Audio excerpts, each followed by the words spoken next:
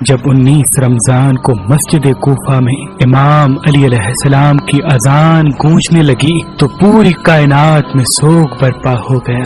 چرند پرند جنات چیخنے لگے اور حضرت جبرائیل علیہ السلام تمام انسانوں سے کہنے لگے کہ اے انسانوں، آج آخری مرتبہ علی کی آواز میں اذان سن لو. مولا علی علیہ السلام اذان دے کے مصلی عبادت پہ آئے. اللہ کی عبادت کر رہے تھے. جیسے ہی آپ نے سجدہ کیا تو عبد الرحمن ابن ملجم زہر سے ڈوبی ہوئی تلوار امام علی علیہ السلام کے سر پہ دے مارتا ہے. بس مسجد کوفہ میں قیامت برپا ہو گئی.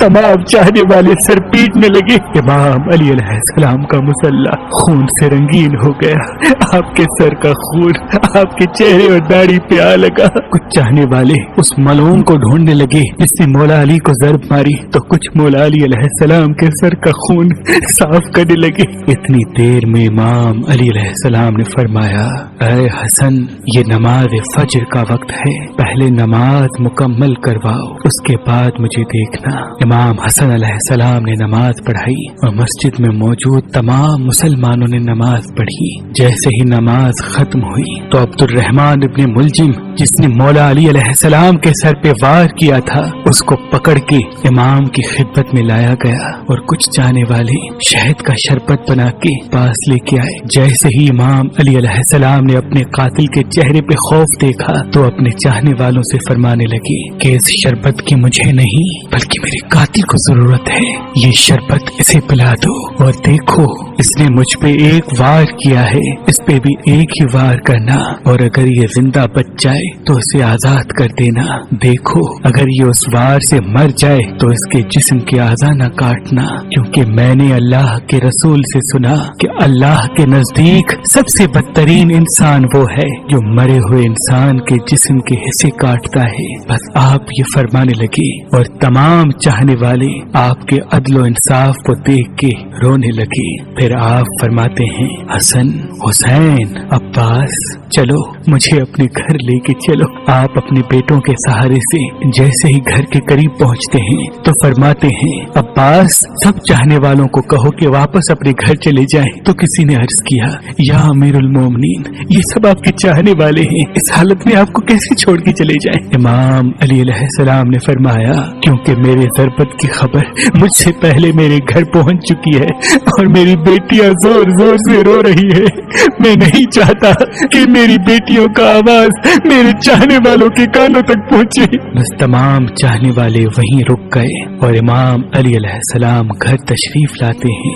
تمام بیبیاں روتی ہیں. امام علی علیہ السلام کو دیکھ کے فریاد بلند کرتی ہیں اور امام علی علیہ السلام سب کو دلاسا دیتے ہیں کہ مجھ سے میرے بھائی اللہ کے رسول حضرت محمد مصطفیٰ صلی اللہ علیہ وآلہ وسلم پہلے ہی فرما چکے تھے کہ اے علی، میری امت تجھے رمضان کے مہینے میں مسجد میں ضرب مارے گی اور تیرے سر کے خون سے تیری داڑھی سرخ ہو جائے گی.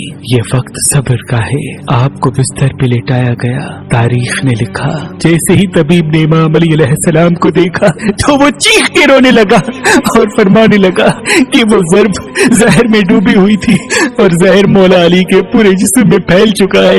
جتنا ہو سکے آپ ان کو دودھ پلائے. بس جیسے ہی یہ خبر کوفے کی گلیوں تک پہنچی تو کوفے کے یتیم بچے اپنے اپنے حصے کا دودھ لیے امام علی علیہ السلام کے گھر پہ آتے ہیں اور بآواز بلند کہتے ہیں، یا حسن، یہ ہمارے حصے کا دودھ ہمارے مولا کو پلائیں. ہم ایک مرتبہ یتیم ہو چکے ہیں، دوسری مرتبہ یتیم نہیں ہونا چاہتے.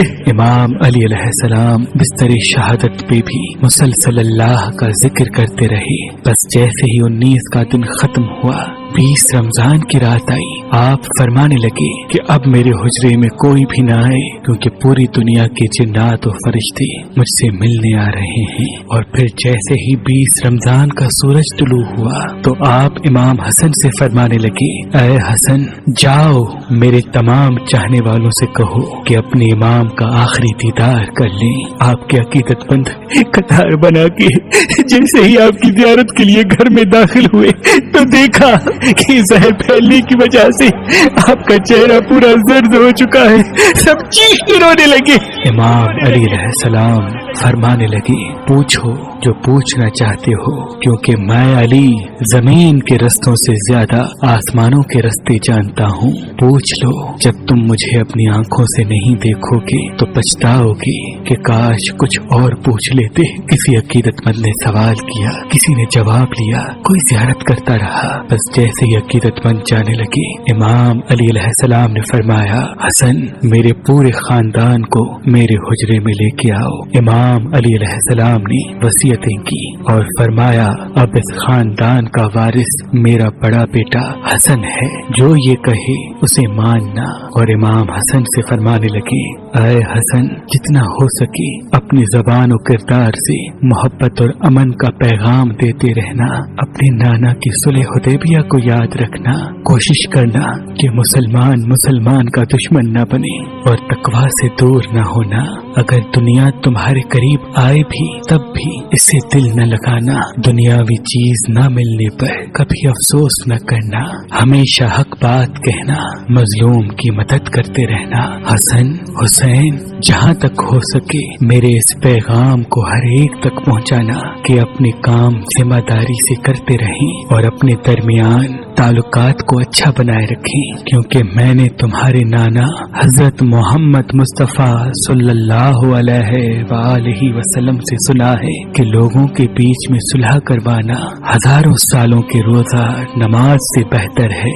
और यतीमों के बारे में अल्लाह से डरते रहना कि कभी वो भूखे न रहें, और पड़ोस में रहने वालों का ख्याल रखना, क्योंकि अल्लाह के रसूल पड़ोसियों के बारे में बार बार इतनी नसीहत करते कि लोग समझने लगते कि शायद अल्लाह के महबूब उनको हमारा वारिस भी बनाने वाले हैं। और कुरान को समझने और उस पे अमल करने में देर न करना।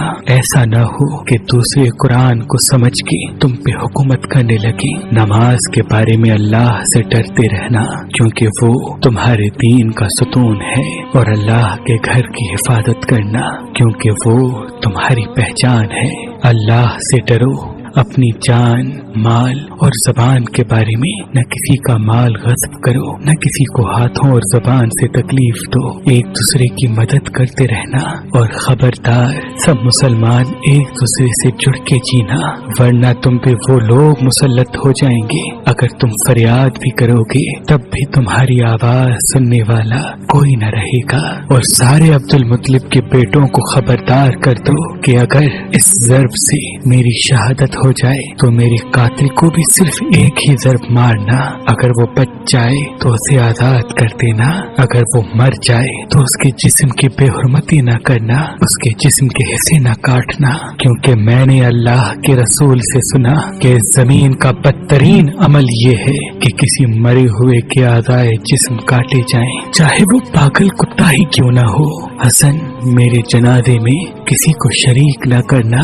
पीछे से हसन और हुसैन तुम उठाना, आगे से जिब्राइल और मीकाइल उठाएंगे और उसको एक ऊँटनी पे रख देना। जहाँ वो ऊँटनी रुकेगी वहाँ मेरी कब्र बनी हुई होगी। और मेरी कब्र का किसी इंसान को न बताना, क्योंकि अल्लाह के दीन के दुश्मन ये चाहेंगे कि मेरी कब्र खोद के मेरे जिस्म की बेहुरमती करें। फिर आप हजरत अब्बास को देख के फरमाने लगे, ऐ अब्बास, तुमको मैंने करबला के लिए अल्लाह से मांगा है। आज से हुसैन तुम्हारा आका है, इनकी गुलाम बन के जीना। फिर इमाम हुसैन को देखा और रो के फरमाने लगे, ऐ हुसैन, तेरी शहादत की खबर तेरे नाना ने तेरी आमद के वक्त ही सुना दी थी।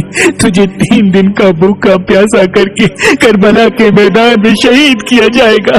तेरे बच्चों को, साथियों को बेदर्दी से मारा जाएगा।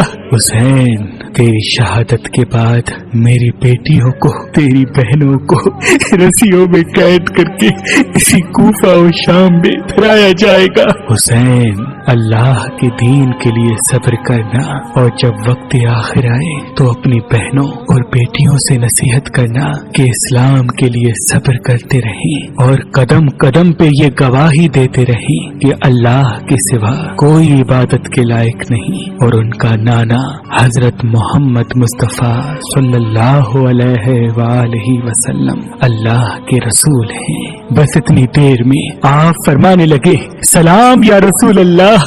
सारा खानदान चीख के रोने लगा और कहने लगा, ऐ हमारे मौला, क्या हमारे दरमियान अल्लाह के रसूल मौजूद है? इमाम अली अलैहिस्सलाम ने मुस्कुरा के फरमाया, हाँ, अल्लाह के महबूब और तुम्हारी माँ फातिमा ज़हरा सलामुल्लाह अलैहा मुझे लेने आए हैं। बस पूरा घर ज़ारो कतार रोने लगा और यूं इमाम अली अलैहिस्सलाम ने अपनी आंखें बंद कर ली।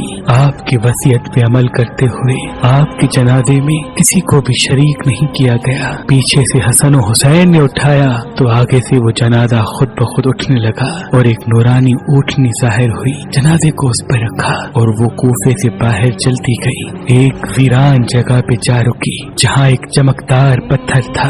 जैसे ही इमाम हसन हुसैन ने उस पत्थर को हटाया तो उस पत्थर के नीचे एक कब्र बनी हुई थी और उस पे लिखा हुआ था कि ये कब्र अल्लाह के नबी नूह नजीउल्लाह ने बनाई है, अल्लाह के वली अली इब्ने अबी तालिब अलैहिस्सलाम के लिए। सलाम हो अल्लाह के वली इमाम अली अलैहिस्सलाम की अजमत पर, सलाम हो शेर खुदा नफ्स नबी मोमनों के अमीर हैदर कर्रार पर।